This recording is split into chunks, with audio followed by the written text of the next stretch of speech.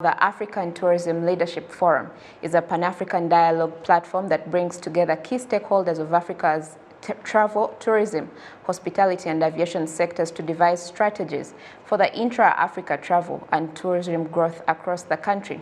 The just concluded forum that took place here in Kigali focused on shaping the future of Intra Africa travel together through a shared vision, and we sat down with Mr. Koakye Donkor, the CEO of the Africa Tourism Partners, who spoke to us about, among other things, the main barriers Intra Africa travel faces. Watch it. Thank you very much, Gloria, and it's a privilege to be in Rwanda. Absolutely. Shaping the future of intra-Africa travel through a shared vision was this year's theme. Tell us more about it and how is this going to be achieved? Right.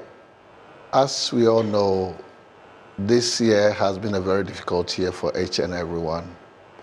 And one thing that we've all learned is that we have to start traveling within our own continent, like people do in Europe, people do in Americas, in Asia.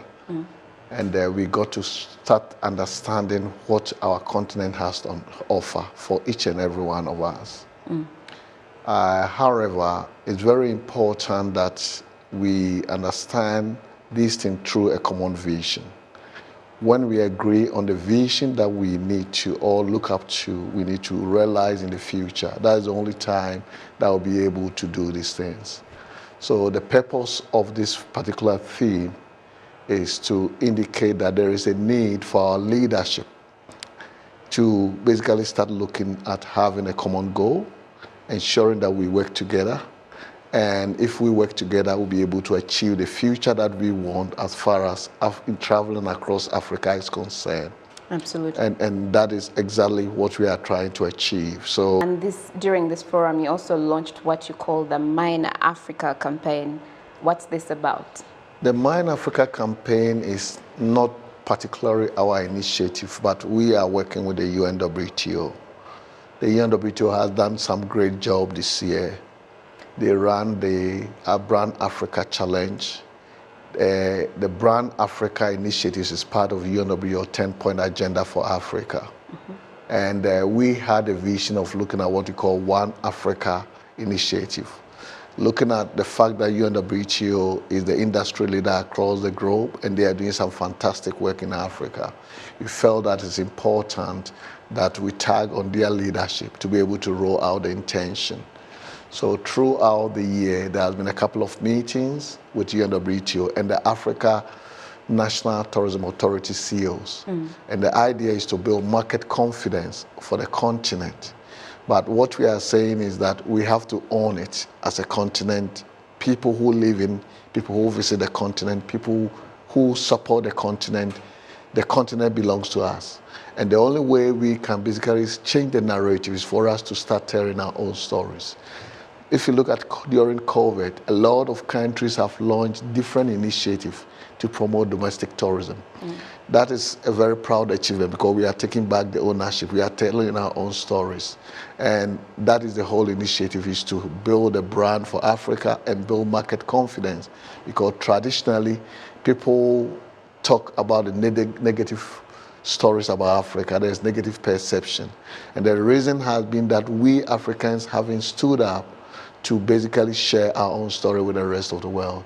So this is an initiative that we want to become our own ambassadors to get the countries to share. However, we will talk about individual countries. At the same time, we look at the continent as a whole. So we are looking at what I call unity in diversity. So we look at each and every one, individual strengths and distinctiveness. At the same time, we look at us being one people, one continent, and that is what we are trying to portray. But to move on is something that belongs to the UNWTO. We've agreed to work with them to make sure that it works, and that is what the UN is. So if you saw the program, it was introduced by the Director for Africa with a lot of UNWTO colleagues supporting the whole initiative. The tourism sector has been one, or if not one of the most hardest hit sectors in Africa due to the COVID-19 pandemic. How do we then recover as a continent, and how do we build a more resilient tourism sector? Right. Africa has been very, very, I would say, fortunate with the COVID-19 situation.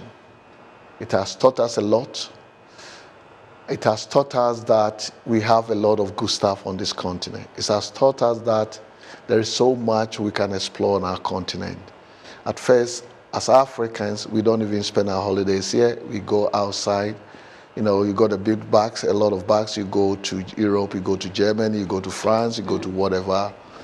But what COVID has taught us is that there are opportunities. So as much as we are one of the hardest hit continents because a lot of our tourists come from abroad, I look at it in the other way around. We've been hit, people have lost jobs, a whole lot of things have changed. But you know, in the world, change is good. Change brings what paradigm shift. Change is what makes you better. I believe that if you resist change, then you are resisting progress and you are resisting growth and development. This definitely, we are at the abyss, we are at the bottom, the sub-zero.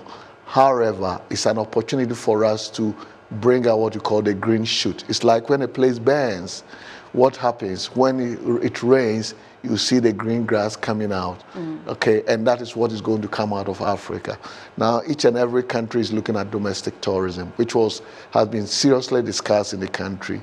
I heard from in Rwanda today that people have started traveling within the country, exploring the country.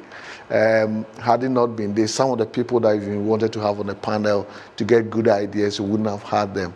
So I believe that despite the fact that it's hit us very hard, this is an opportunity for us to start repurposing our products, re-engineering the way we do business. You are talking of resilience. And this is going to help us to build better resilience. If we keep looking inward, that's where the resilience is going to come from.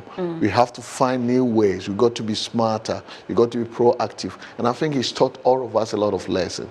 It also taught us that life is very simple. You don't need to go to Europe to have a fantastic holiday. You got the volcanoes here, you got the gorillas here, you got local communities, community tourism. A lot of us, if you were brought up in the city, sometimes you don't even understand the culture. There's time for self-discovery. So in spite of everything, I believe that there are opportunities. So the resilience, it depends on how we build this, we leverage this opportunity to unlock value of what we have in our own backyards. Absolutely. And then briefly, you say that Africans don't like to visit different African countries, but could this be because of some of the barriers that face intra-African travel, such as how expensive it is and the issue of air connectivity? Any hopes of rectifying that? I believe that we are making a lot of progress. One of the biggest barriers was visa, but there are a lot of reports in a lot of countries. Last year or so, when I came to Rwanda, I think there were visa fees or something like that. I think that has been easily eroded or seized, so it's not eroded rather. And what that means is that a lot of people can come into Rwanda. So if I'm paying $50, $10, I'm not paying that $50 could give me opportunity to spend more. The other one is travel, the air. So the whole travel facilitation, airlines are extremely expensive. For me, that is where we have to put our energy on. However, it's still not a barrier because if you are traveling within the East Africa, why do we always have to fly? That is the question. Because when you drive, you will be able to explore more. If you are doing a 5-day trip from here to Tanzania, you are going to explore more and enjoy better. And that you'll be able to tell them more story. So I think we ought to also have to change the mindset that traveling, enjoying holiday, always you have to fly. It shouldn't be. So much, Mr. Koakye. Thank you, Gloria. A pleasure to speak to you this evening. Thank you.